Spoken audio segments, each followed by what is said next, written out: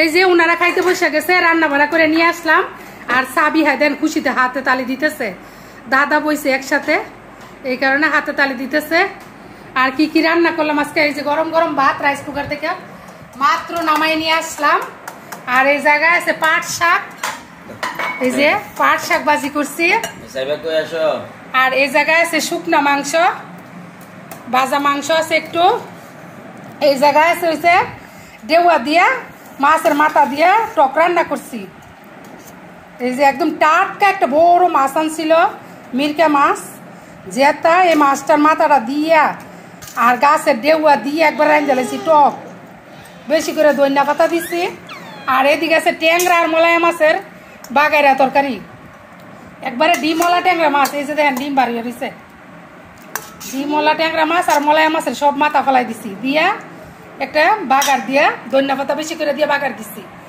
আর এদিকে আছে যে পুঁই শাক চিংড়ি মাছ দিয়া, এই যে চিংড়ি মাছ দিয়ে পুঁই শাক রান্না করছি। এই জায়গায় আছে কাঁচা মরিচ, উনি খাইতে বসে গেছে, উনার বাচ্চা কাচ্চা নিয়ে।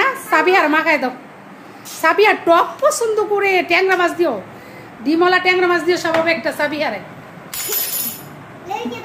ওই যে কাছে নাও সাবিহা দেখে না, এই যে সব ট্যাংরা মাছের ডিম আছে দেখছো, এই যে মলায় মাছ দাও একটা দিদিরে, মাছ খাওয়া শিখক। আর উনি বসে গেছে, সাইবা বস হয়সা।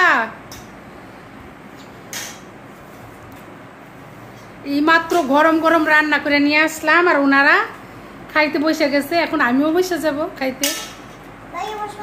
হ্যাঁ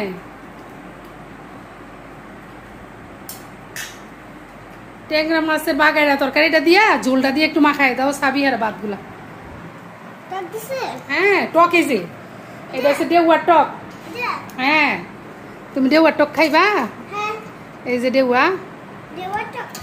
ডেউয়ার টক তুমি চিন্তা না, তোমার আমি চিনামো, দাঁড়াও আস্তে আস্তে।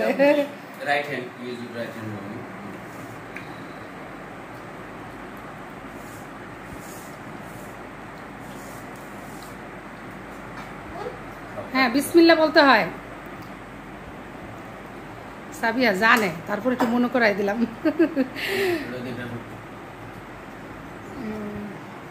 এদিকে জুড়া মাংস আছে, একটু একটু করে গরম করি আর একটু একটু করে খাওয়া হয়ে যায়, খাওয়াইলে পরে আবার একটু নামাই নেই বক্সে থেকে, জুড়া মাংস সব বক্সে ভরে রেখে দিচ্ছি।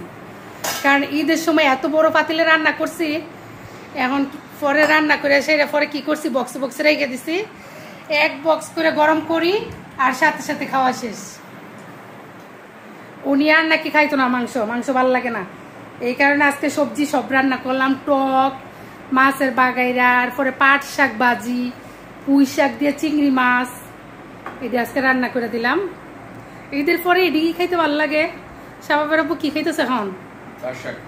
পাট শাক খাইতেছ, শাবাব ট্যাংরা মাছের ঝোল, আর সাবিও খাইতেছে ট্যাংরা মাছের ঝোল। ঠিক আছে তাহলে তোমরা আস্তে ধীরে খাও।